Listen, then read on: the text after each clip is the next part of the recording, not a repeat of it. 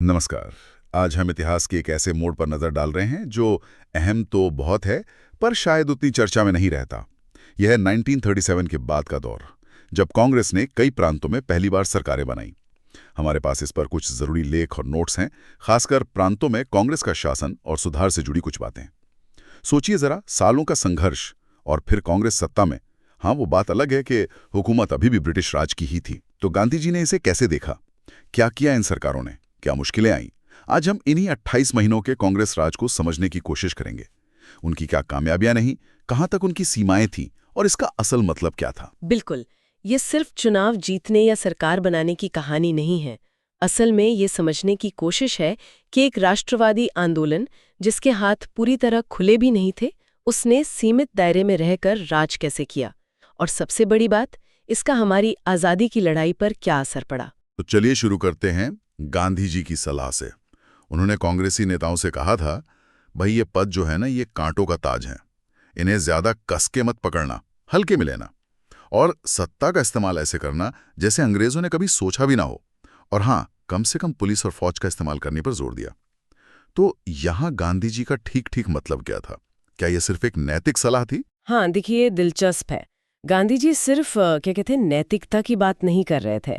उनका मकसद था कि कांग्रेस इस औपनिवेशिक ढांचे का हिस्सा बनकर रह ना जाए, बल्कि इस ढांचे का इस्तेमाल करें अपने राष्ट्रवादी लक्ष्यों के लिए। ये दिखाना कि भारतीय बिना पुलिस और फौज के भी शासन चला सकते हैं, ये अपने आप में ब्रिटिश राज को चुनौती थी। ये पूरी आज़ादी की लड़ाई की जो बड़ी रणनीति थी ना, उसका ही एक हिस्सा था। मतलब सिस्टम के अंदर रहकर ही सिस्टम को चैलेंज करना और स्वराज की अपनी काबिलियत साबित करना। हाँ, और कहते हैं कि आम लोगों में तो जबरदस्त उत्साह था। इन नोट्स में लिखा है कि जैसे लोगों में एक नई जान आ गई हो, उम्मीदें बढ़ गईं। कांग्रेस की इज्जत भी बढ़ी, क्योंकि उन्होंने दिखाया कि वो सिर्फ आंदोलन नहीं कर सकते, बल्कि सरकार चलाकर लोगों का भला भी सोच सकते हैं। पर यह भी साफ था कि ये मंत्रालय कोई रात भर में क्रांति नहीं ला सकते थे। हाँ, ये सीमाएं तो थी ही। वो ब्रिटिश साम्राज्य का जो मूल ढांचा था, उसे नहीं बदल सकते थे। फिर भी इस दायरे में रहते हुए कुछ ठोस काम तो हुए होंगे, खासकर वो नागरिक आज़ादियां जिनका ब्रिटिश राज में अक्सर गला घोंट दिया जाता था। हाँ, बिल्कुल।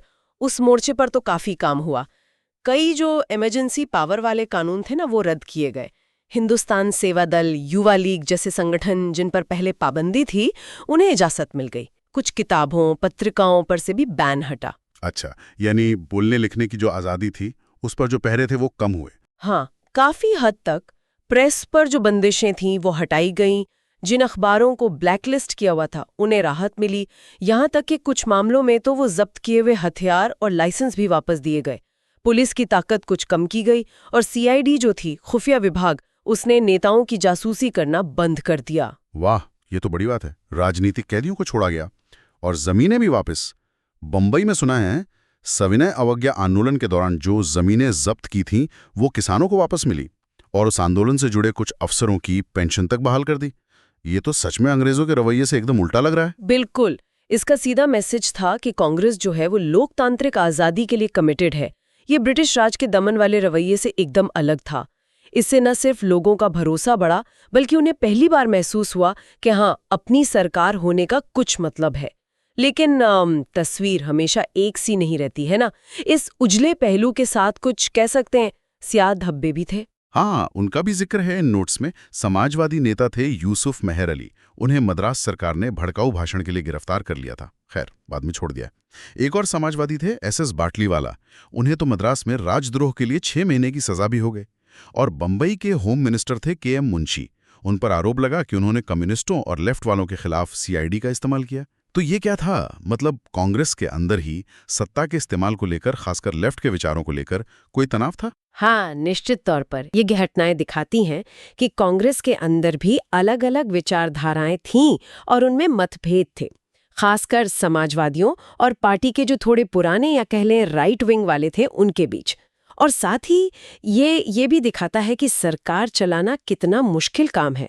एक तरफ आज़ादी के ऊंचे आदर्श थे और दूसरी तरफ कानून व्यवस्था बनाए रखने की जिम्मेदारी। इन दोनों में बैलेंस बनाना कितना मुश्किल होता है, ये कांग्रेस को पहली बार सत्ता में आकर शायद समझ आ रहा था। चलिए अब जरा किसानों की बात करते हैं, कृषि सुधारों की। कांग्रेस हमेशा किसानों की बात करती आई थी। तो क्या सत्ता में आकर वो जमींदारी जैसी बड़ी समस्याओं को कुछ हल कर पाई? देखिए, इरादे तो थे, इसमें कोई शक नहीं, लेकिन जमींदारी को पूरी तरह खत्म करना और खेती के पूरे सिस्टम में एकदम बदलाव लाना, वो इन मंत्रालयों के बस की बात नहीं थी। इसकी कई वजह थीं। पहली बात तो ये कि उनके पास पावर ही लिमिटेड थी। असली कंट्रोल तो वाइस रॉय और गवर्नरों के हाथ में ही था। और पैसा? सुधारों के लिए पैसा तो चाहिए होता है। बिल्कुल, वो भी एक बड़ी दिक्कत थी। फाइनेंशियल रिसोर्स बहुत कम थे। ज्यादातर रेवेन्यू तो सेंट्रल गवर्नमेंट यानी ब्रिटिश भारत सरकार ले जाती थी। प्रांतों के पास बचता ही क्या था? इसके अलावा कांग्रेस की अपनी एक स्ट्रैटेजी थी क्लास एडजस्टमेंट की। मतलब जमींदारों जैसे जो ताकतवर ग्रुप थे, उनको एकदम से नाराज नहीं करना था। या तो साथ लेकर चलना था या कम से कम न्यूट्रल रखना था। और शायद टाइम भी कम था, है ना? ये सरकारें तो मुश्किल से 2.5 साल ही चली। हाँ, बिल्कुल। समय की कमी तो बहुत बड़ा फैक्टर थी। कांग्रेस की राजनीति का जो मूल स्वभाव था वो टकराव का था, अंग्रेजी राज से सहयोग का नहीं। और फिर 1938 आते आते यूरोप में दूसरे विश्व युद्ध के बादल भी मंडराने लगे थे। उसका असर यहाँ पड़ना ही था। और एक और अड़चन थी, कई प्रांतों में लेजिस्लेटिव काउंसिल्स थीं, यानी अपर हाउस, और उनमें दबदबा था जमींदारों का, साहूकारों का, पूंजीपतियों का। कोई भी कानून पास कराने के लिए उनकी रजामंदी जरूरी थी। और भारत का जो एग्रीकल्चरल स्ट्रक्चर था वो अपने आप में इतना कॉम्प्लेक्स था कि उसे सुधारना आसान नहीं था। तो इतनी सारी रुकावटों के बावजूद क्या किसानों के लिए वाकई कुछ हुआ या सब बातें ही थी? नहीं, ऐसा नहीं रहे कि कुछ नहीं हुआ। इन मुश्किलों के बाद भी कांग्रेस मंत्रालयों ने टेनेंसी रिफॉर्म्स, मतलब काश्तकारी सुधार पे काम किया। किसानों को कर्ज से राहत दिलाने के लिए कानून बने। जंगलों में जानवर चराने की जो फीस थी वो कम की गई। लगान का जो बकाया था उस पर कुछ नरमी बरती गई। और लैंड टेन्योर यानी जमीन पर अधिकार से जुड़े कई कानून बनाए। पर हाँ, अगर हम इसे बड़ी तस्वीर में देखें तो ज्यादातर फायदा मिला सांविधिक और दखलकार काश्तकारों को। मतलब वो किसान जिनके पास जमीन पर पहले से कुछ कानूनी हक थे, जबकि जो उप काश्तकार थे, जो अक्सर इन्हीं के नीचे काम करते थे, जिनके अधिकार बहुत कमजोर थे, उन्हें ज्यादा कुछ नहीं मिला। और बेचारे खेतिहर मजदूर जिनके पास अपनी जमीन ही नहीं थी, उन्हें तो लगभग कुछ भी हासिल नहीं हुआ, क्योंकि वो संगठित नहीं थे, उनकी आवाज उठाने वाला कोई खास नहीं था। ये दिखाता है कि मौजूदा ढांचे के अंदर रहकर बड़े बदलाव लाना कितना मुश्किल था। अच्छा, अब मजदूरों की बात करते हैं। कांग्रेस का मजदूर आंदोलनों से भी नाता रहा था, तो मंत्रालयों का रवैया उनके लिए कैसा था? देखिए, मूल सोच तो ये थी कि इंडस्ट्री में शांति बनी रहे और साथ साथ मजदूरों के हितों का भी ख्याल रखा जाए। कोशिश ये थी कि हड़तालें कम से कम हो, और अगर कोई विवाद हो तो पहले अनिवार्य मध्यस्थता, मतलब कंपल्सरी आर्बिट्रेशन के जरिए उसे सुलझाया जाए। मंत्रालय अक्सर मालिकों और मजदूरों के बीच में सुलह कराने की कोशिश करते थे। साथ ही मजदूरों की हालत सुधारने और उनकी मजदूरी बढ़ाने की भी कोशिशें की गईं। लेकिन अगर मजदूर उग्र हो जाते थे तब क्या होता था? तब मंत्रालय अक्सर ऐसे विरोधों को लॉ एंड ऑर्डर की प्रॉब्लम की तरह देखते थे। इन नोट से पता चलता है कि कई बार धारा 144 लगाई गई और हड़ताली नेताओं को गिरफ्तार भी किया गया। ये तरीका ज्यादातर जगह तो काम कर गया, लेकिन बम्बई जैसे जो बड़े इंडस्ट्रियल सेंटर थे वहां उतनी कामयाबी नहीं मिली।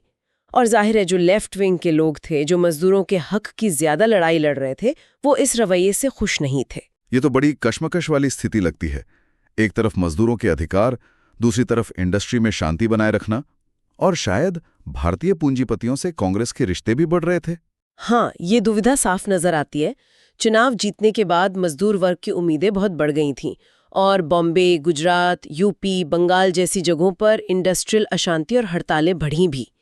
नेहरू जैसे नेता निजी तौर पर इन दमनकारी कदमों से, जैसे धारा 144 लगाना, गिरफ्तारी करना, इनसे नाखुश थे।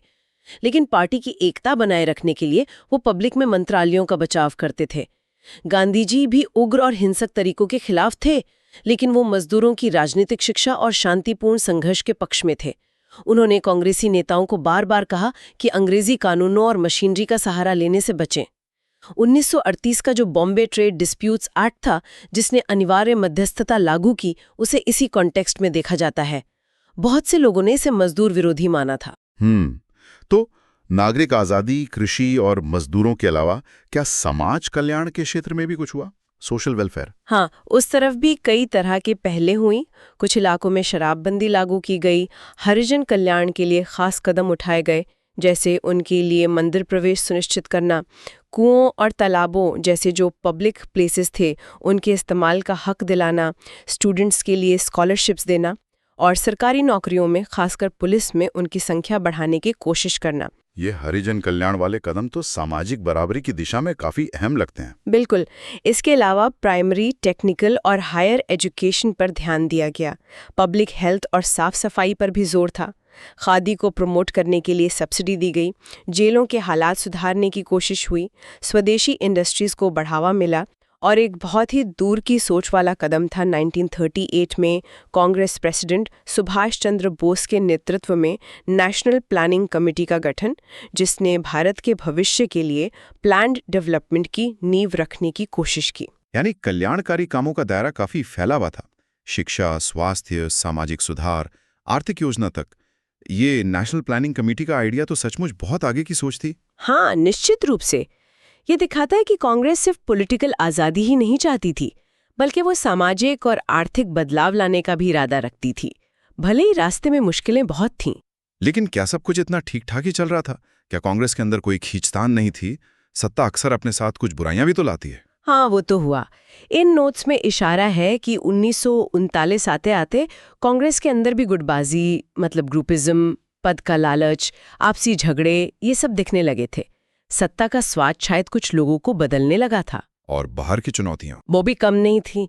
मजदूरों का जो गुस्सा बढ़ रहा था और कांग्रेस के पूंजीपतियों से जो रिश्ते थे उनके बीच बैलेंस बनाना मुश्किल होता जा रहा था। रियासतों को लेकर भी कंफ्यूजन था। वहाँ जो प्रजामंडल आंदोलन चल रहे थे, जो लोकतंत्र की मांग कर रहे थे, क्या कांग्रेस को खुलकर उनका साथ देना चाहिए? और एक बहुत बड़ी चुनौती बनकर उभरी मुस्लिम लीग की प्रतिक्रिया। हाँ, मुस्लिम लीग का रवैया तो काफी सख्त हो गया था इस दौरान। वो कांग्रेस से इस बात पर नाराज थे कि उन्हें सत्ता में हिस्सेदारी नहीं दी गई। 1938 में लीग ने पीरपुर कमेटी बनाई, जिसने कांग्रेस शासित प्रांतों में मुसलमानों पर कथित जुल्मों की एक रिपोर्ट तैयार की। इस रिपोर्ट में कांग्रेस पर बड़े गंभीर आरोप लगाए गए, जैसे मुसलमानों के धार्मिक मामलों में दखल देना, हिंदी थोपना और उर्दू को दबाना, नौकरियों वगैरह में सही नुमाइंदगी न देना और आर्थिक तौर पर उन्हें नुकसान पहुंचाना।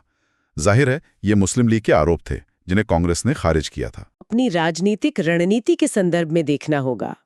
ये दिखाता है कि सत्ता में आने के बाद कांग्रेस के लिए अलग अलग समुदायों और वर्गों की उम्मीदों पर खरा उतरना कितना मुश्किल हो रहा था। उन्हें ये एहसास हो रहा था कि सरकार चलाना आंदोलन चलाने से कहीं ज्यादा पेचीदा काम है और सबकी उम्मीदें पूरी करना लगभग नामुमकिन था। तो इन 28 महीनों के शासन का कुल मिलाकर अगर हम सार निकालें तो क्या कहेंगे? क्या ये एक सफल प्रयोग था या एक अधूरा प्रयास? देखिए, अगर सिर्फ कमियों को देखें तो लगेगा कि अधूरा था, लेकिन अगर हम उस समय के हालात और जो सीमित शक्तियां थीं उनको ध्यान में रखें तो कांग्रेस ने इन 28 महीनों का काफी प्रभावी इस्तेमाल किया। कई पॉजिटिव बातें निकल कर आईं। पहली, ये बात और पुख्ता हो गई कि भारत में सामाजिक आर्थिक बदलाव लाने के लिए अंग्रेजी राज का खत्म होना और भारतीयों का अपना शासन होना जरूरी है। दूसरी, कांग्रेस ने यह दिखा दिया कि एक जन आंदोलन सत्ता में आकर भी अपने मूल लक्ष्यों से भटक सकता है। हाँ, लेकिन वो राज्य की शक्ति का इस्तेमाल जनता के हित में कर सकता है। और प्रशासन के लेवल पर क्या असर पड़ा? ब्यूरोक्रेसी पर? ब्यूरोक्रेसी, जो अब तक सिर्फ अंग्रेज अफसरों का हुक्म मानने की आदी थी, उसे पहली बार भारतीय मंत्रियों के नीचे काम करना पड़ा। इससे उनका जो रुतबा था, जो मनोबल था, वो कुछ हद तक कमजोर हुआ। साथ ही कांग्रेस मंत्रालय कम से कम शुरू में सांप्रदायिक दंगों को काबू करने में काफी हद तक सफल रहे और कौंसिलों में काम करने से कांग्रेस ने जमींदारों जैसे कई ऐसे गुटों को भी साथ लिया जो पहले उसके खिलाफ थे। और आम लोगों के लिए इसका क्या मतलब था? आम लोगों को पहली बार स्वशासन का या मतलब सेल्फ गवर्नमेंट का एक छोटा सा नमूना देखने को मिला। उन्हें अंदाजा लगा कि आज़ादी मिलने पर चीज़ें कैसी हो सकती हैं। और सबसे बढ़कर भारतीयों ने जिस तरह सफलतापूर्वक प्रशासन चलाया, उससे अंग्रेजों का वो दावा और खोखला साबित हुआ कि भारतीय शासन करने के काबिल नहीं है। तो सार ये है कि ये 28 महीने सिर्फ सरकार चलाने की प्रैक्टिस नहीं थे। इन्होंने पहली बार बड़े पैमाने पर दिखाया कि राष्ट्रवाद कैसे प्रशासनिक रूप ले सकता है और इस प्रक्रिया में इसने आज़ादी की मांग को और मजबूत किया और साथ ही आने वाली चुनौतियों का आईना भी दिखा दिया। संक्षेप में कहें तो ये कांग्रेस के लिए सीखने का एक बहुत बड़ा और ज़रूरी अनुभव था। उन्होंने सीखा कि सरकार चलाना कितना जटिल काम है और अलग-अलग हितों में संतुलन साधना कितना मुश्किल। अक्टूबर 1939 में जब दूसरे विश्व युद्ध के सवाल पर कांग्रेस मंत्रालयों ने इस्तीफा दिया तो ये चैप्टर तो खत्म हो गया, लेकिन इसका तजुर्बा आने वाले सालों के लिए बहुत कीमती साबित हुआ। तो हमने आज कांग्रेस के प्रांतीय शासन यानी 1937 से 39 के दौर के कई रंग देखे। गांधी जी की सलाह से लेकर नागरिक आज़ादी और कल्याण के कामों में मिली कामयाबियां, खेती और मजदूरों के मोर्चे पर आई मुश्किलें और सीमाएं, और पार्टी के अंदरूनी और बाहरी दबाव, खासकर मुस्लिम लीग की प्रतिक्रिया और बढ़ता हुआ सांप्रदायिक तनाव। जाते जाते एक सवाल छूट जाते हैं जिस पर आगे सोचा जा सकता है। शासन का ये जो 28 महीने का तजुर्बा था, अपनी तमाम कामयाबियों, नाकामियों और समझौतों के साथ, इसने आज़ादी मिलने के बाद भारत के निर्माण को लेकर कांग्रेस की सोच और उनके काम करने के तरीकों को किस तरह से प्रभावित किया होगा? कौन से सबक, अच्छे और बुरे दोनों, वो इस तजुर्बे से सीखकर आगे ले गए होंगे? आज की इस गहन चर्चा को यहीं समाप्त करते हैं।